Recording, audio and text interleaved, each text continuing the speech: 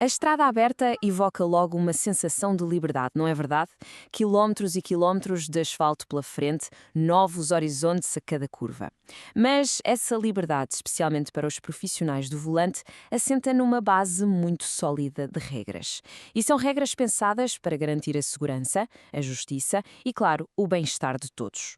Olá e bem-vindos. A questão que nos vai guiar hoje é precisamente esta.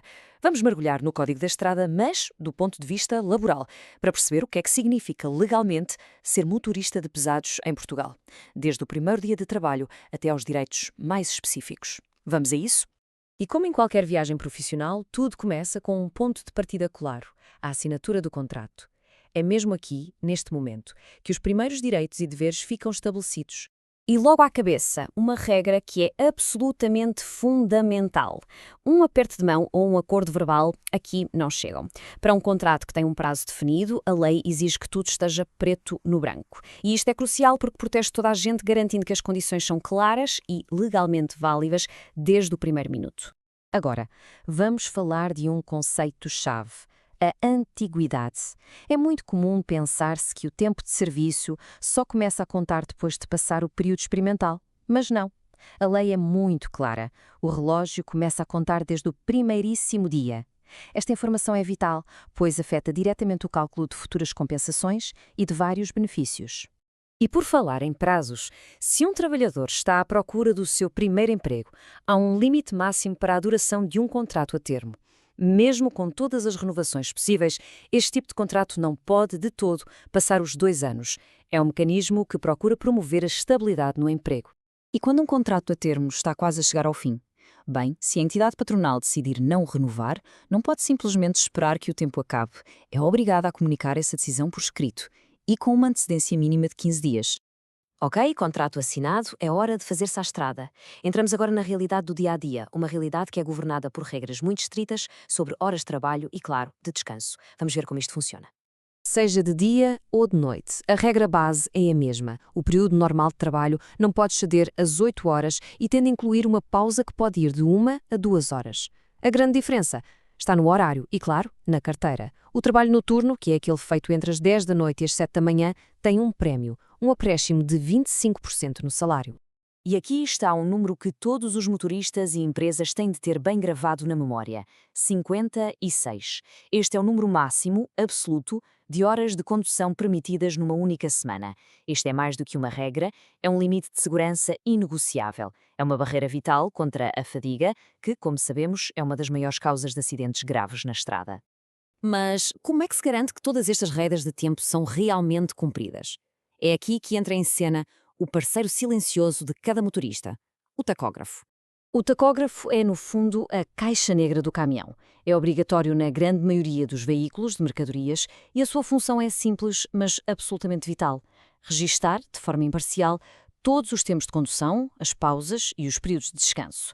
É a principal ferramenta de fiscalização que existe. E se este equipamento essencial falha a meio de uma viagem? Não há motivo para pânico. A lei prevê um procedimento muito claro. O motorista deve de imediato começar a fazer registros manuais de toda a sua atividade e, claro, garantir que o aparelho é reparado assim que regressar à base da empresa. E atenção, esses registros, sejam eles digitais ou manuais, não são para deitar fora. A empresa tem a obrigação legal de os conservar durante, no mínimo, 1 ano. Isto é o que permite que as autoridades possam fazer inspeções e verificar se as regras estão a ser cumpridas a qualquer momento. Conduzir é um trabalho exigente, não há dúvida. Por isso, o descanso e os direitos pessoais são sagrados. Nesta secção, vamos olhar para as regras que protegem o direito a recarregar baterias e também a cuidar da família. Este ponto é crucial. O direito a férias não é algo que se vai ganhando aos poucos, ao longo dos meses. Não. Ele nasce no exato momento em que o contrato de trabalho é assinado. É um direito imediato, que faz parte da própria relação de trabalho. É uma daquelas perguntas que muita gente se faz. O que é que acontece se o azar bate à porta e uma doença aparece precisamente durante aquele merecido período de descanso? Será que se perdem esses dias de férias? A resposta da lei? Felizmente, protege o trabalhador. As férias ficam em pausa. Se o trabalhador comunicar a doença à entidade patronal, esses dias passam a contar como baixa médica e não como férias.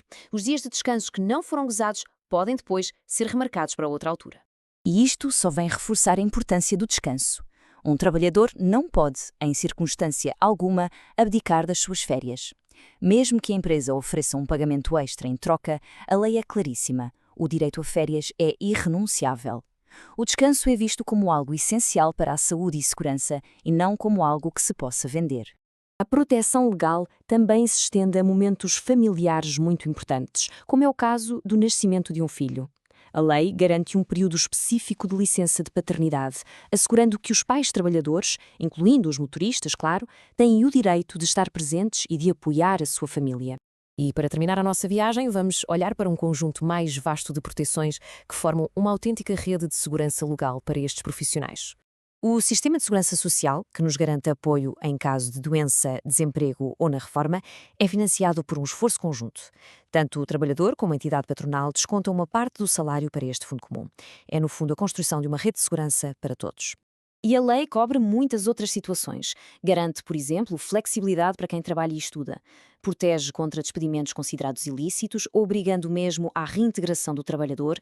Impõe sanções muito severas a quem contrata mão de obra ilegal e define que as regras gerais do setor são negociadas coletivamente entre sindicatos e associações de empregadores, estabelecendo assim padrões para salários e condições de trabalho para milhares de profissionais. E terminamos com uma reflexão. Vimos um conjunto complexo de leis que moldam, e muito, a vida na estrada. A questão que fica no ar é esta: será que esta regulamentação consegue, de facto, o equilíbrio perfeito entre a eficiência económica das empresas e a proteção e o bem-estar de quem passa a vida ao volante? É uma discussão contínua e fundamental para o futuro do setor. Obrigado por nos ter acompanhado nesta análise.